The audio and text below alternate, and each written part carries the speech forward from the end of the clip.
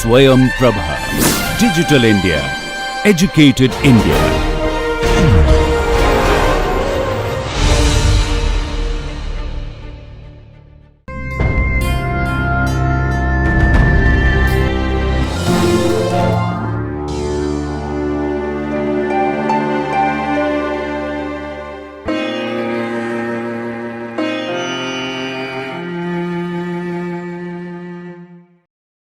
Hello dear students, today in this particular video we will be discussing the various provisions of the Income Tax Act 1961 relating to appeal. So we are discussing basically appeals, which is a very significant topic as far as income tax is concerned. So let us start. So we are discussing appeals. Now first of all, dear students, kindly note that in income tax, what is there? Basically, the person is earning income and he is filing a return, and then you know that assessment is being made by the assessing officer, and then we may say that the decision of assessing officer may be there, that is some decision is there, that is from the assessing officer to the assessee. And now suppose that assessee receives some notice, assessee receives some decision of the assessing officer, but now let us suppose that he is not satisfied. He is not satisfied with the decision of the assessing officer. Let us suppose he is not satisfied. Now what are the remedies available? What are the remedies available to an assessee? So appeal is basically statutory right that is given to the assessee. Now one thing you should be clear. One thing you should be clear, my dear student. An appeal can be made only after assessment proceedings have been concluded. Till then assessment is going on. Then till that date we can't make an appeal. As in order to make an appeal, we have already discussed that appeal is a statutory right. But in order to appeal, we must have some orders against which we go for. We are interested for going to an appeal. Until and unless such orders are there, such assessment proceedings have been completed, till then no appeal can be filed. So it is the, you may say, pre-requirement. It is a pre-requirement that assessment proceedings should be complete. Only after that assessee may file an appeal. Now I think you are clear regarding that. Kindly note that to whom appeal can be made. Dear students, kindly keep in mind that you should know that 4 authorities are there as far as appeals are concerned. But basically you should know that the procedure ends at the second part only, that is IT-80. But still, in case some question of law is there, in that case third and fourth option is also available to the assessee and even to the department. So now we are discussing the first part.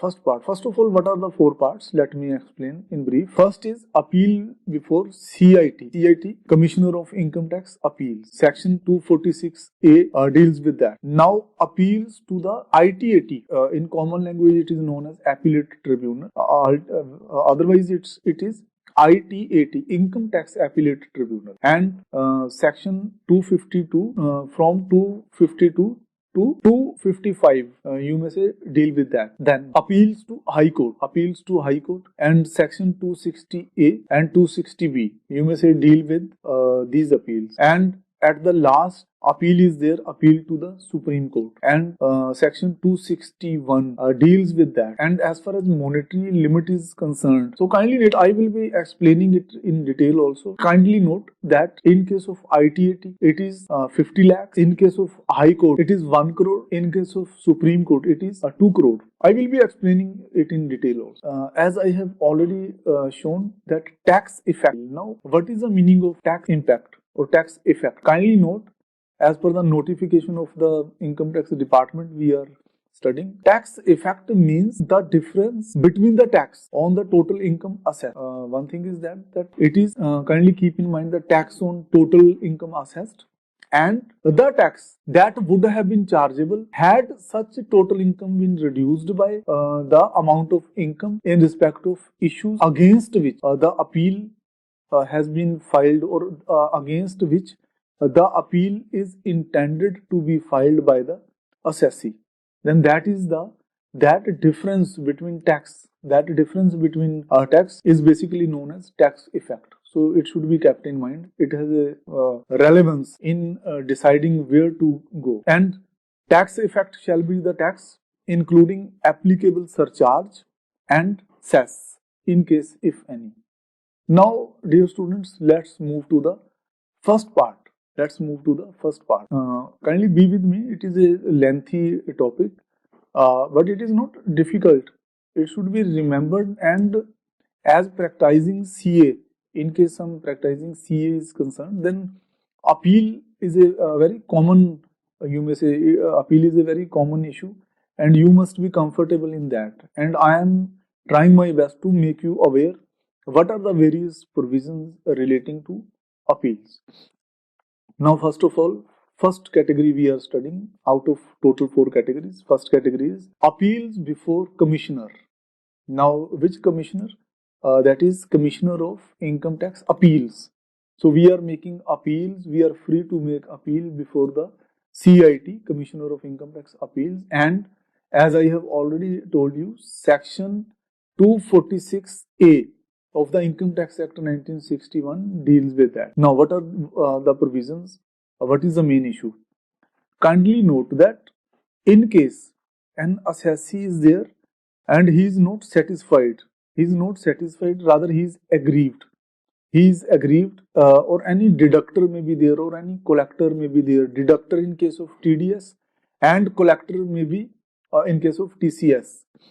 So, in case he is not satisfied with the orders made by the assessing officer, then he may go for an appeal. Now, what are the cases? What are the orders against which the assessee, the aggrieved party, the deductor, the collector may appeal to the Commissioner of Income Tax Appeals? So some categories are there. So first is that in case orders have been passed by Joint Commissioner under Section 115 VP subsection 3 regarding refusing approval to opt for tonnage tax scheme to various qualifying shipping companies, or when an intimation under section 143(1)(1)(b) or section 200(a)(1) or 206(c)(b) subsection 1 are given, and these are relating to, I think you know that 200, 206 relating to TDS and TCS, and where the assessee or deductor or collector, where the assessee in case of 143,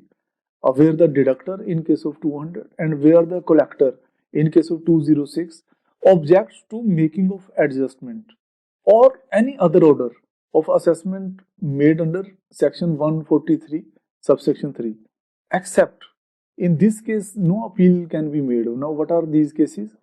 In cases, kindly note this in detail, as these two parts will be used in further slides also, further parts also, and there we will be just skipping that portion. Once you should know it in detail. So, in case an order has been passed in pursuance as per the guidelines, as per the directions of the DRP, that is Dispute Resolution Panel, in that case no appeal can be made to the CIT appeals by the assessee. Secondly, in case the order in question, the order of assessment, or it may be order relating to reassessment, that has been passed by the assessing officer, and prior permission and previous approval of principal commissioner or commissioner has been taken, and the tax consequences have been calculated, have been determined in the order as per the provisions of GAR. I think you are aware what is GAR. It is General Anti-Avoidance Rules. So, in that case, in case it has been, you may say, the order, the tax has been calculated in accordance with the provisions of GAR, and by taking prior approval of Principal Commissioner of Income Tax or Commissioner of Income Tax, and keeping that in mind, an order is passed, then no appeal is there against that. Similarly, I have told you earlier that in case the order has been passed in pursuance of the directions given by DRP, Dispute Resolution Panel.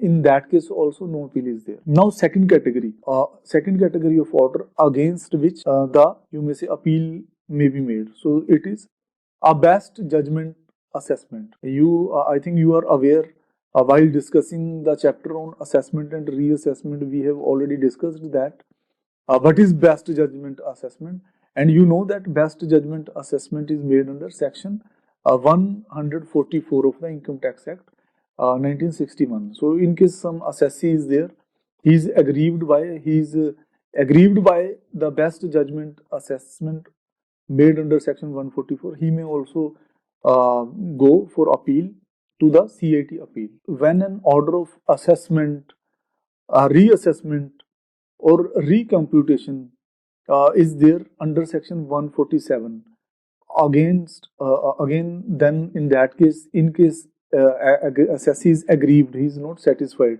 he may go for an appeal to the CIT appeals. But one thing, let me make you clear once again, that in case such order has been made as per the directions from DRP, Dispute Resolution Panel, or such assessment or reassessment has been made by assessing officer with previous approval, with due approval, prior approval of Commissioner of Income Tax or Principal Commissioner, and tax has been determined in accordance with the provisions of GAR. In that case, no appeal is there under this section to the CIT appeals. Again, I am telling you, the fourth category is appeal can be made against an order of assessment, reassessment under section 153A. Again, the provisions relating to DRP and GAR are there, and I think there is no need to discuss it further. You already note that in case it is as per the directions of DRP, or it is as per under the provisions of GAR by taking due approval from the competent authority, in that case no appeal can be made. Similarly, kindly note that with effect from 1st of September 2019, an assessment or reassessment made under section 92 CD subsection 3 is also appealable. It should be noted that now it is appealable. Before that period, it was not appealable. What is covered in that?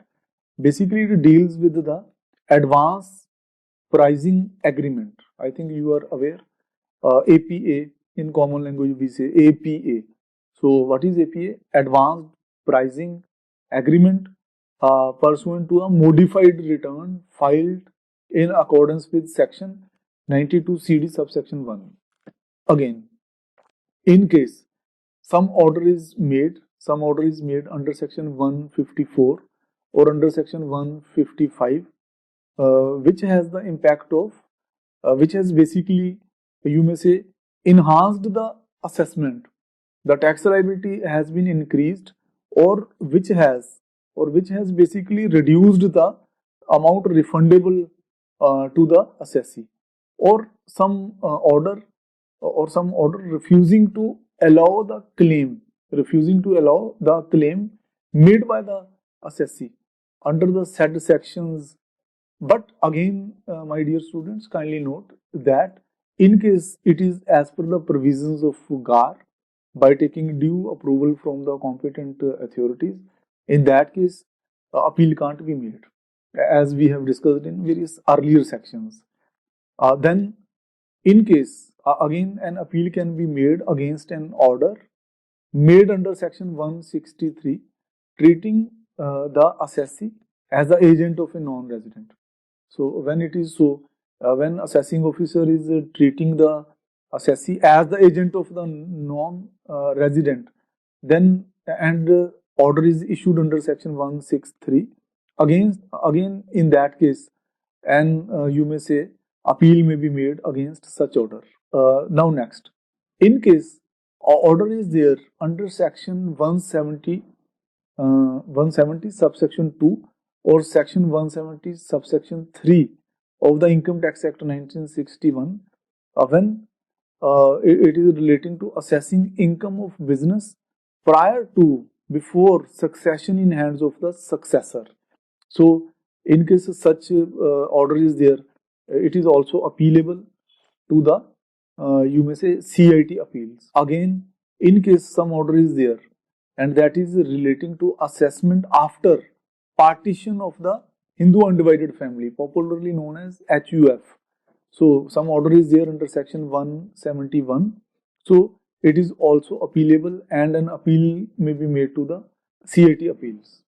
And next is when some order is there under section 201, 201, which deals with deeming a person to be assessee in default for failure to deduct the whole or any part of the TDS. In that case also order is made against, appeal can be made against such order. Then in case, in case some you may say that was relating to TDS and now under section 206C, subsection 6A deals with TCS. In case some you may say some default is there, assessee in default for failure to collect or pay tax, and order is made and it is also appealable. Similarly, a refund order that has been made under section 237, again against this order appeal can be made. Then in case some penalty is imposed on the assessee under various sections, particularly section 221, 271A, 271AA-B, 272AA, 272BB, 271B, and various others you may see on the screen. Against these also we may go for appeal. Now, in case some order is there, that has the impact of imposing penalty or that has the impact of increasing penalty, enhancing the amount of penalty, again some you may say, again it is appealable. I think I have already told you regarding that. And then an order imposing a penalty under section you may say 21. So it is also appealable. Now, a few things, a few main issues must be kept in mind before making appeal under this section. So what are those points? First of all, dear students, kindly note that first of all, in case let us suppose tax deductible is there on any income under section 195, that is to be borne by the person by whom income is payable, and let us suppose it was payable and it has been paid, it has been deposited, it has been paid to the credit of the central government, and then he claims that no tax was required to be deducted on such income. Then appeal to the commissioner appeals may be made for a declaration that tax has been deducted and tax has already been deposited also, but no tax was in fact deductible. So it you may say appeal may be filed to the commissioner appeals in this case also.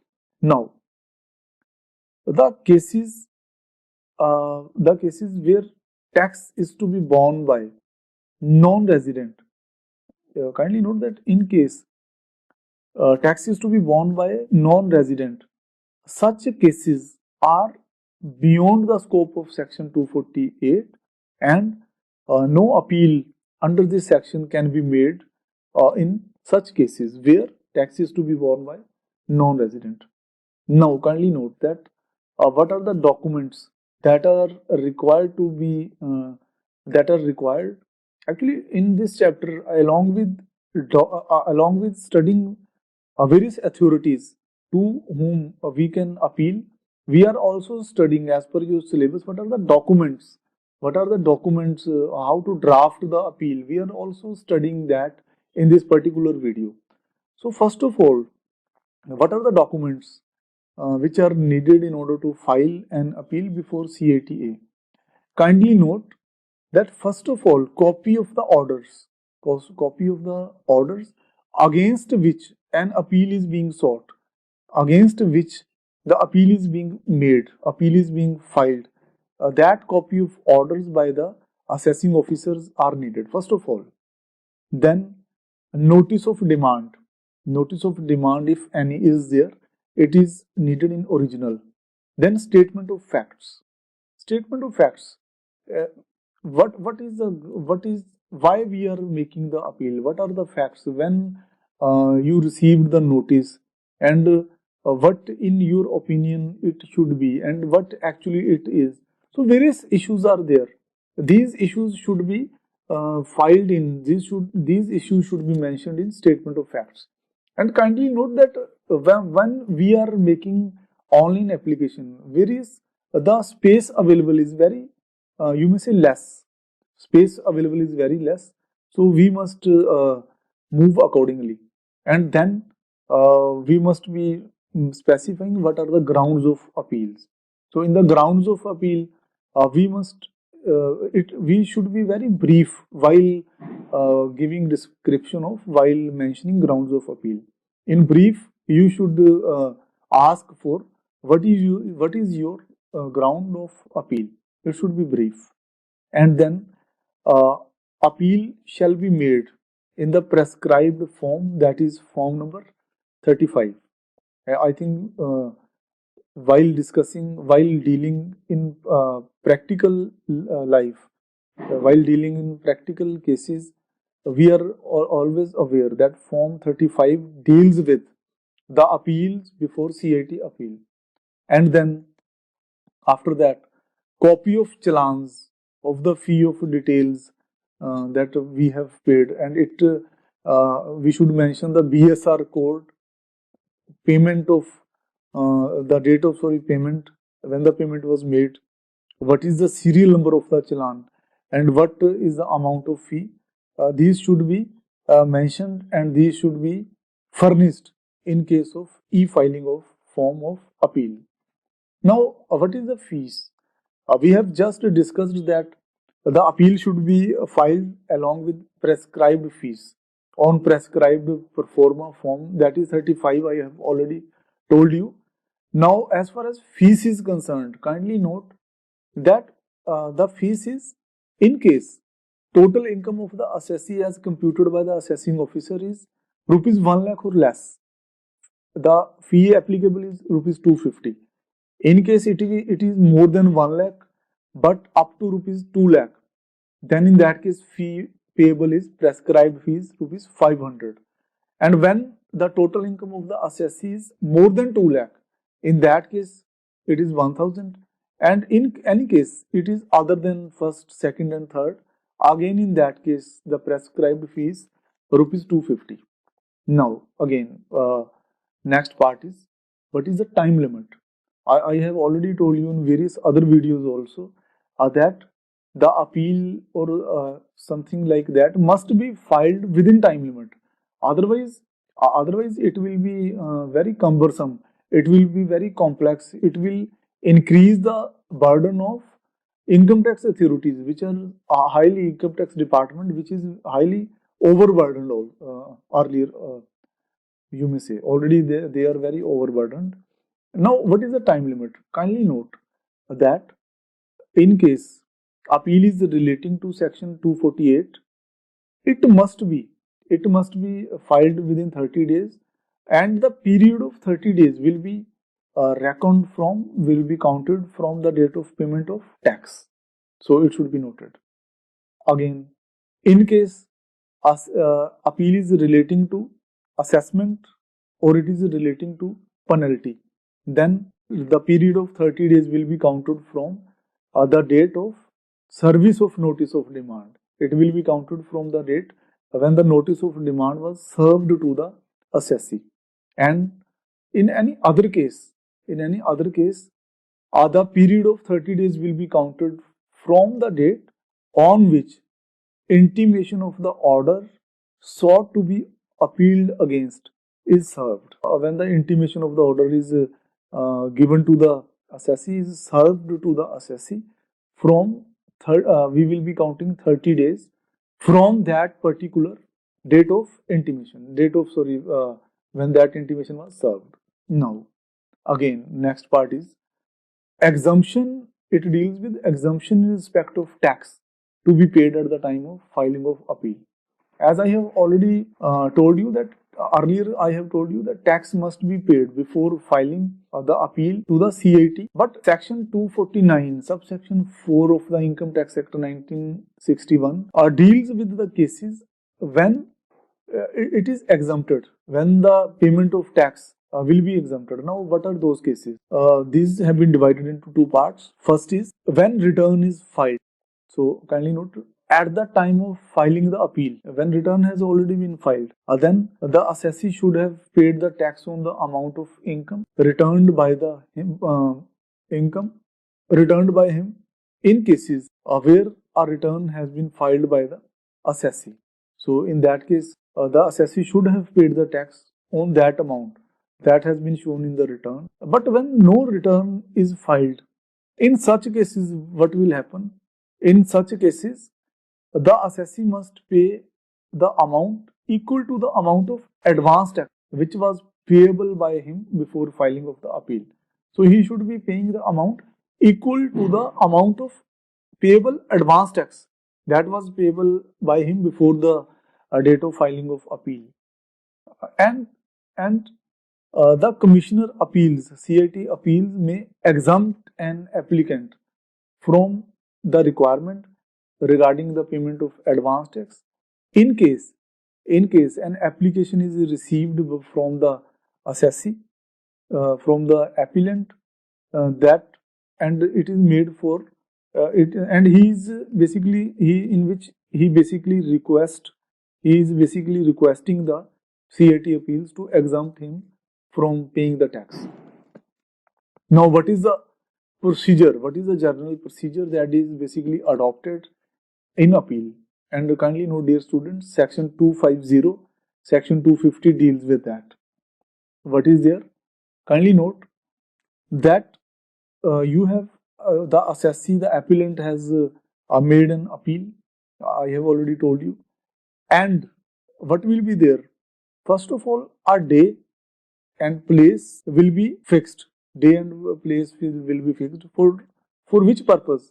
It will be fixed for hearing the appeal, in which the hearing of the appeal will be there. The notice will be given to the assessee, and at the same time, notice will also be given to that assessing officer who had passed such orders, and against whose orders the appeal is being made by the assessing officer. So the notice will be given to both the parties, you may say, the assessee and the assessing officer who had passed these orders, against which now the assessee has made the appeal. Then what will be there? Second part, we may say, in case reasonable ground is there, in case he thinks fit, then Commissioner Appeals has a power to adjourn the hearing of appeal from time to time. He is free to do so. He has full powers regarding adjournment of hearing of appeal from time to time. And then again, you should note that before passing an order on an appeal, in case the CIT is of the opinion, the CIT appeals believes that in order to file before finalizing this appeal, before making final orders, some inquiry is required, some further inquiry is needed. Then in that case, he may order the assessing officer to make such further inquiry, and report the results within a reasonable time to the CIT appeals. Grounds of appeal. In case at that time some ground of appeal was not given, it was not specified in that part. Previously it was not shown, it was not applied, it was not discussed.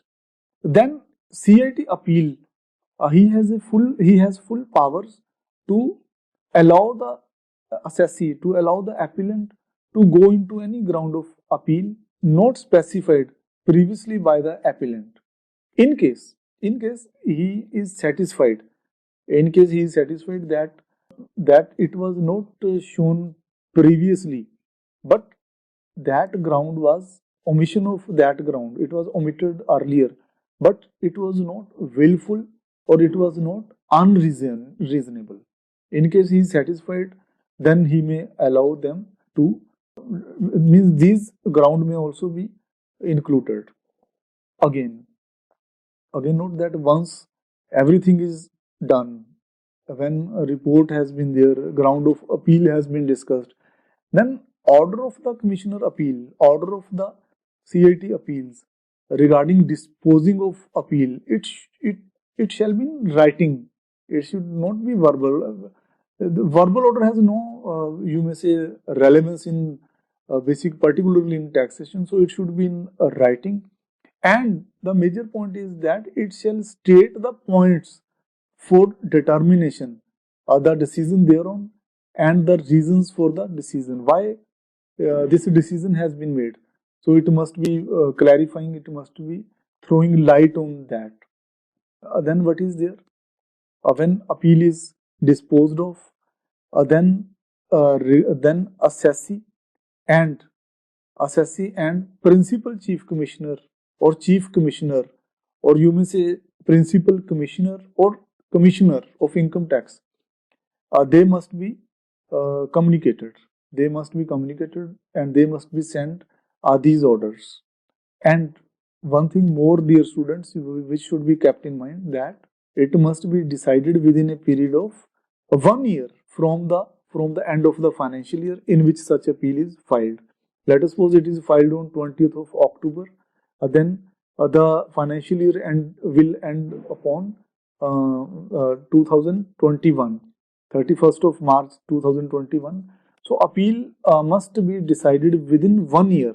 That is, it must be decided up to 31st of March 2022. So it should be noted. Now, kindly note, dear students, as far as CIT appeals, as far as commissioner appeals is concerned, he enjoys a lot of powers as per the provisions of this act, particularly section 251, 251 deals with that. Now, what are those powers? First is the CIT appeals. The Commissioner of Income Tax appeals may confirm, or he may reduce, he may enhance, or he may annul the assessment. He is empowered to do so, no questioning in that.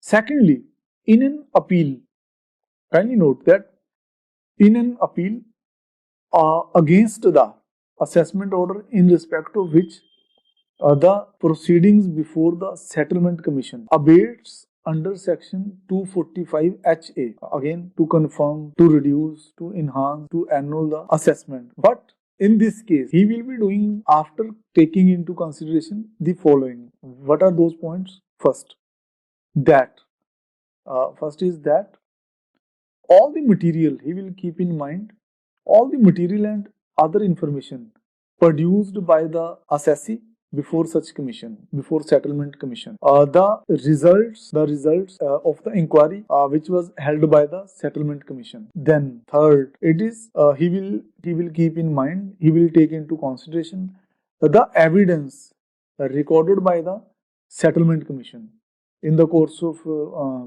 proceedings. And then fourth, any other material that may be brought on his record. So it should be noted. Again, as far as powers of the commissioner appeals are concerned, kindly note that in an appeal imposing a penalty, then in that case, Commissioner of Income Tax appeals is again fully empowered to confirm it, cancel it, confirm the orders, cancel such order, or change it. He may vary it in such a way as to enhance, means penalty may be enhanced also, or it may be reduced also.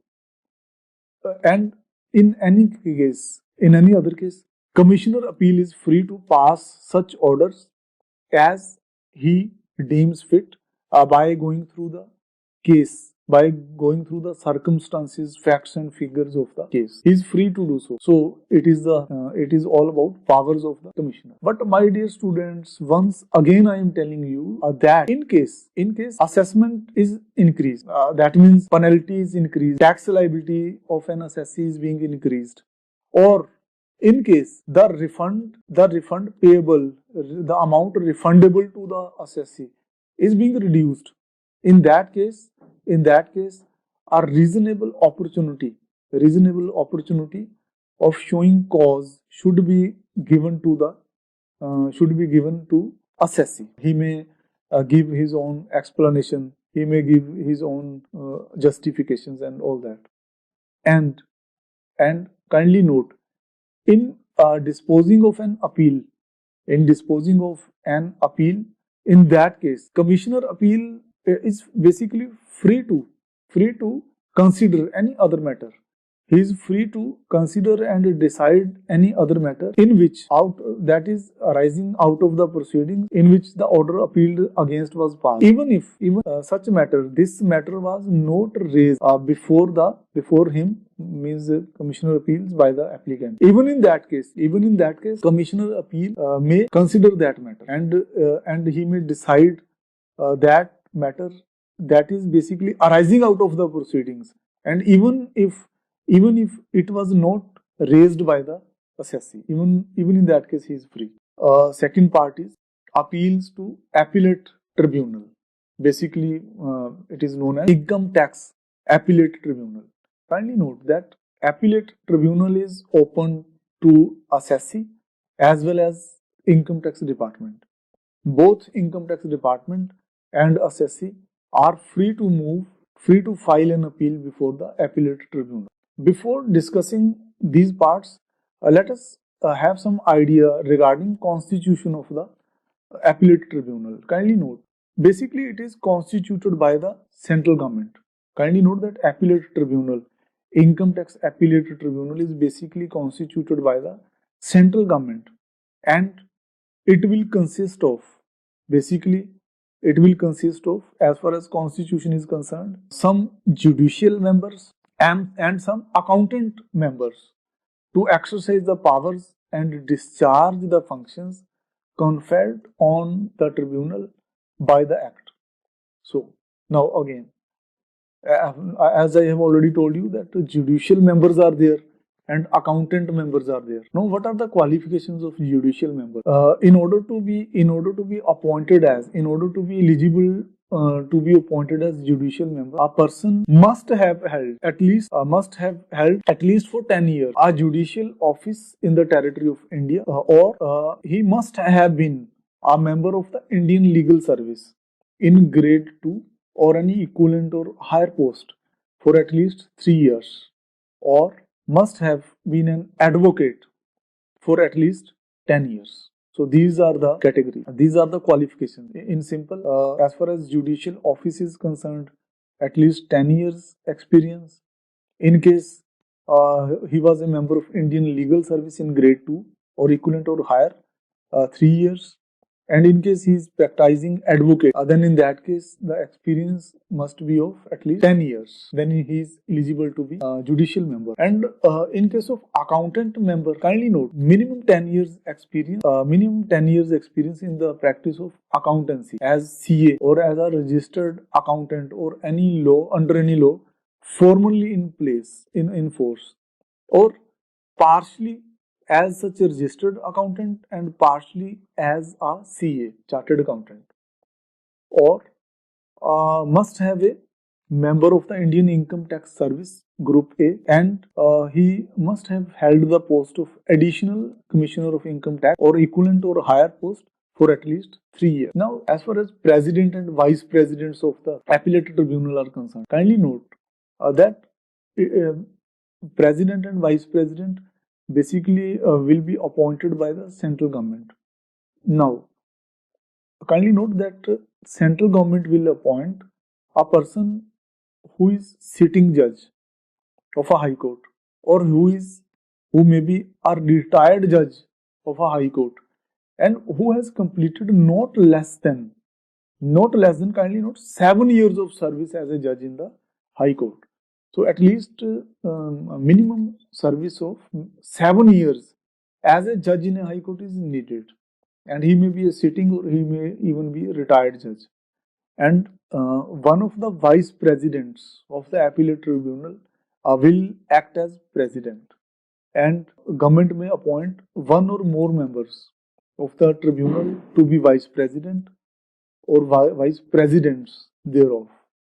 And a vice president will exercise, you may say, powers, and he will be responsible for completing, finalizing all the function of the president as may be delegated to him by the president by a journal or special order in writing. Now, what are the qualifications, terms, and conditions of service of president, vice president, and member? Kindly note section 252A deals with that. And one thing more is there that very recently, a few years back only, some rules have come into force. Some rules have been framed by the central government, and these are the rules known as tribunal, appellate tribunal, and other authorities qualifications, experience, and other conditions of service of members rule 2017. So these have been framed by the central government, and this section, as I have just told you, section 252A, it has been recently inserted in the Income Tax Act, and it basically deals with the issues relating to, you may say, president, vice president, and members only, and it has become implemented from 26th of May 2017. But kindly note that various persons working as president, vice president, members who were appointed before that period, before 26th of May 2017, they will continue to be governed by the provisions of this act. What are the orders? What are the orders against which an appeal may be made before the appellate tribunal, before the ITAT? Kindly note section 253 deals with that. So various orders passed by AO, assessing officer, you may say, commissioner appeals, CIT appeals we have just studied, principal commissioner, or he may be principal chief commissioner or even chief commissioner, principal director general or director general, principal director or director, and at the last CIT exemptions. So orders passed by these authorities are appealable before the ITAT. ITAT and appeal can be made by the aggrieved party, by the aggrieved assessee, before the appellate tribunal. And what is the procedure? Form of appeal is 36. It is manual. It is manual nowadays. It is not online. Then grounds of appeal. Whatever grounds of appeals are there, the one thing to be successful in an appeal to CIT appeals or ITAT is that your drafting matters a lot. So grounds of appeal must be drafted very carefully, and the appellant should stick to it also. It is not so that he is moving here and there. He should stick to what has been mentioned in the grounds of appeal. Then orders against which appeal is being made. Then form 35 for statement of facts and ground of appeal. Then assessment orders of assessing officer. All these things must be submitted. All these documents must be submitted through the ITAT procedure. Kindly note that it is manual, and we may write the relevant things, but we should make it a habit to include only relevant things. We should not include irrelevant things. We should also keep in mind the limited times available with these higher authorities. And we should be brief, concise, and drafting skill should be excellent. It has been observed various times on various occasions that in case your drafting is very good, then chances are there that your appeal will be handled very effectively, and chances of getting some benefits, chances of getting some relief are increased. It is not so that there is nothing worth in your case, in your appeal, and just because of good drafting you will get benefit. It is not so. I am not saying so. But in case your appeal is good, grounds are good, and it is supported by good drafting, so in that case definitely you are going to get some benefit. I am saying only so. Now, time limit. Time. What is the time limit for filing appeal or memorandum of cross objection? Kindly note that when the order against which we are intending to file an appeal, the date on which this order was communicated to you, from the order of from that time, from that date, within 60 days, appeal to ITAT is required to be filed.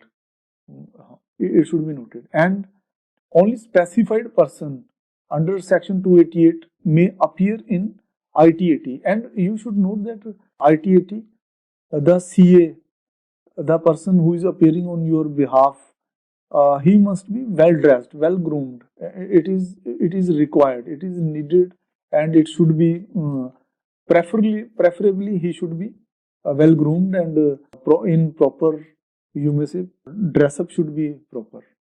And when appeal has been filed and the other party has been informed, then in that case the other party can file a memorandum of cross objections within what is the time period? What are the days available? Within 30 days. From which date? From 30 days, within 30 days of a receipt of notice against any part of the order of Commissioner Appeals. One thing you should also note that he has filed the return after the period of 60 days, let us suppose. But you see, even it is applicable to memorandum of cross objection that has been filed after the expiry of the prescribed time limit.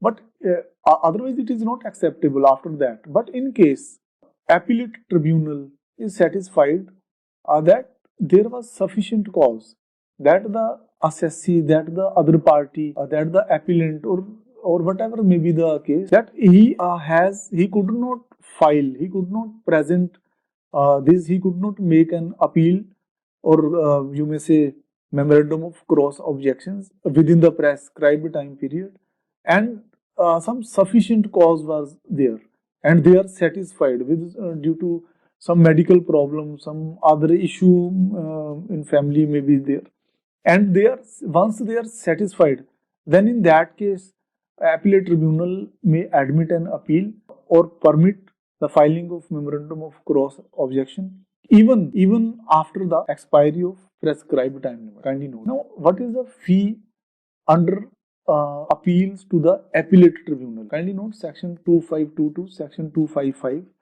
Assessee will have to pay the fee. It must be kept in mind that in case assessee is moving to the appellate tribunal against the orders of CAT appeals, in that case he is required to pay the fees. But my dear students, in case assessing officer is not moving to the ITAT, in that case assessing officer is not required to pay any fees.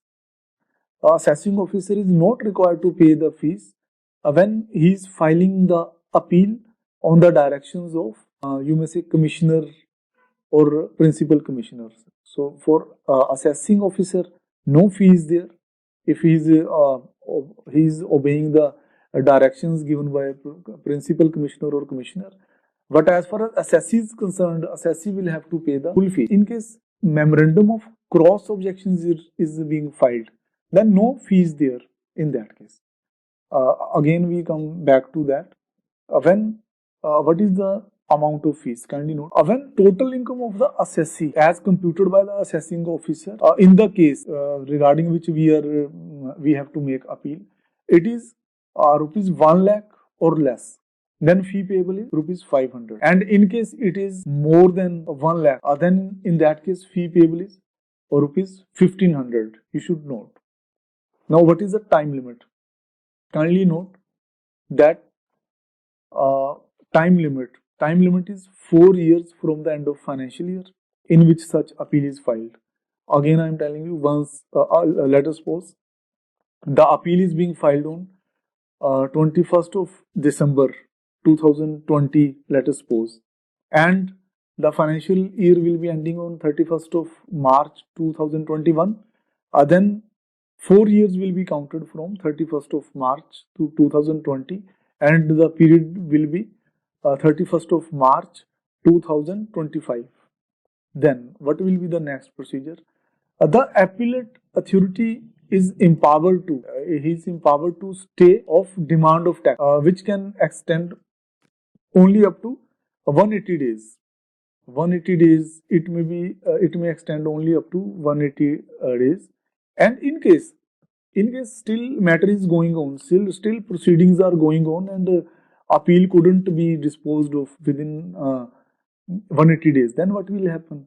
Then that stay order will stand vacated after the expiry of 180 days.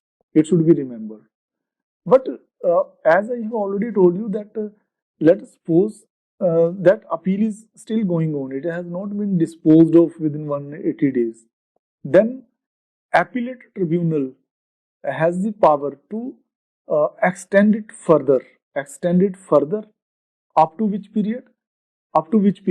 One further extension may be given by the you may say appellate tribunal, but aggregate or total period, not only one.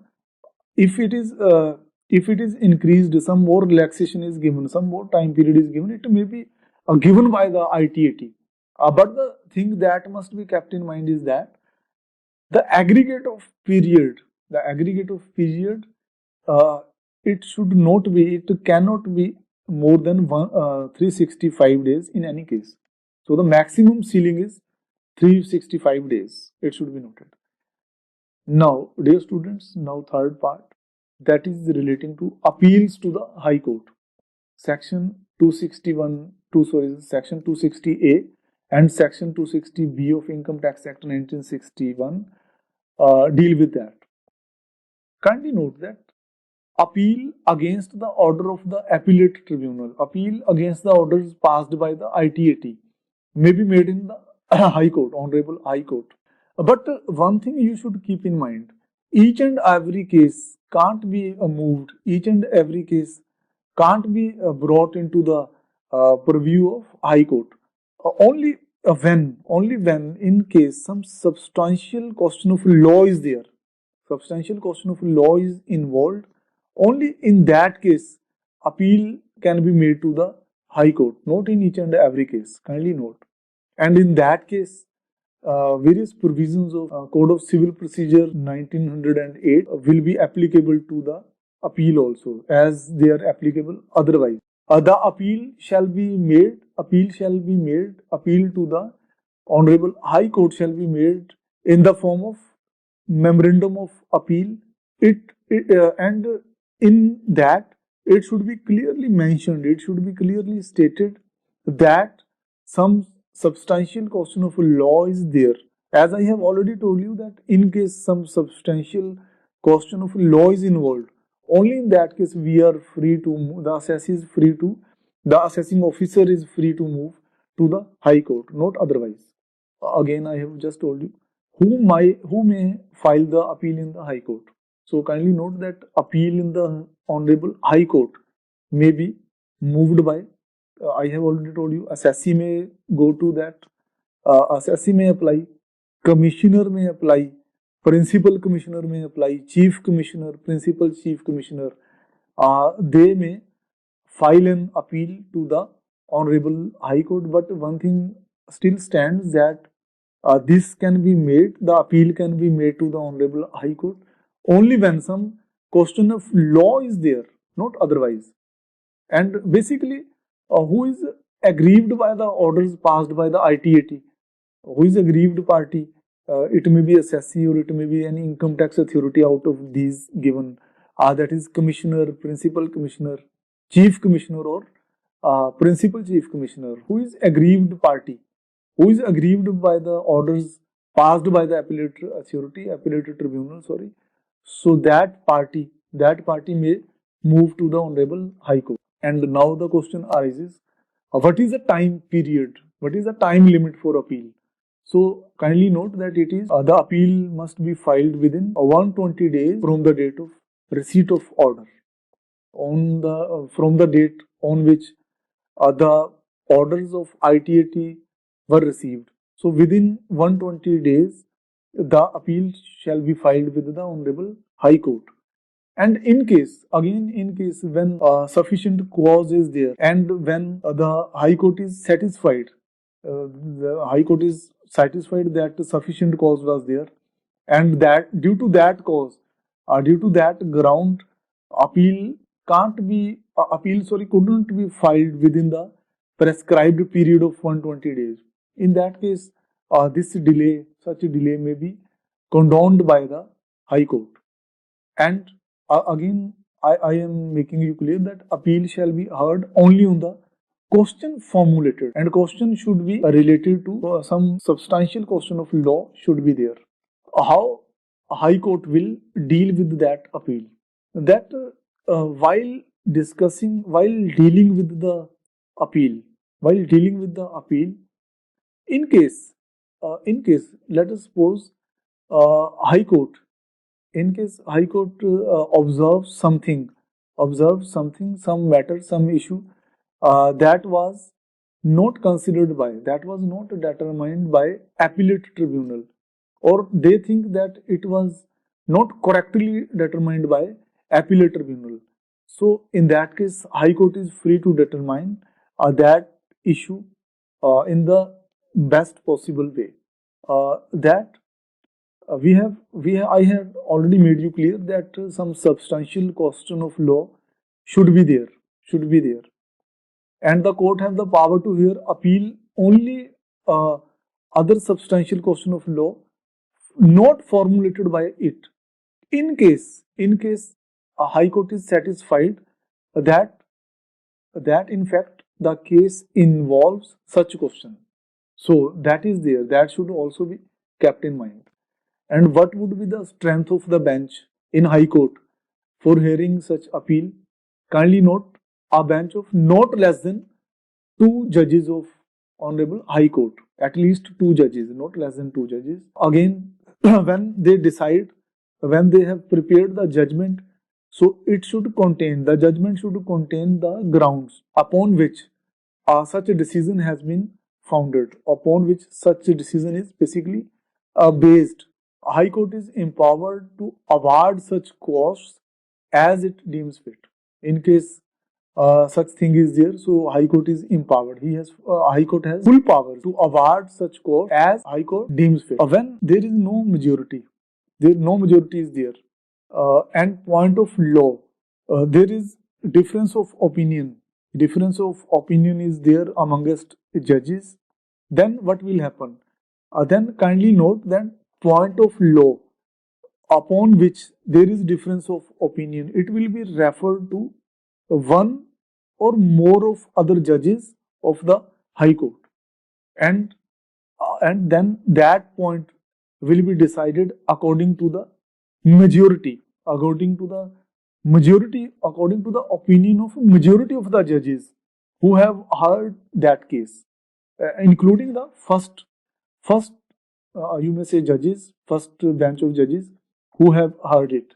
So then, by keeping in mind the opinion of majority of the judges, the case will be decided. Okay, now the last thing, my dear student, last part, that is appeal to the Supreme Court. And kindly note, section 261 of Income Tax Act 1961 deals with that. And kindly note that appeal to the Supreme Court can be made against the judgment of the High Court in case the other party, the aggrieved party is not satisfied. The party is aggrieved by the orders passed by the High Court.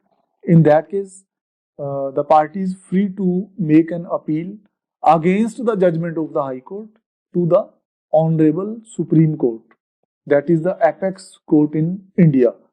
Again, kindly note that provisions of Code of Civil Procedure 1908 will apply to the appeal as such, as these are applicable otherwise, and cost of the appeal shall be decided at the discretion of the Supreme Court.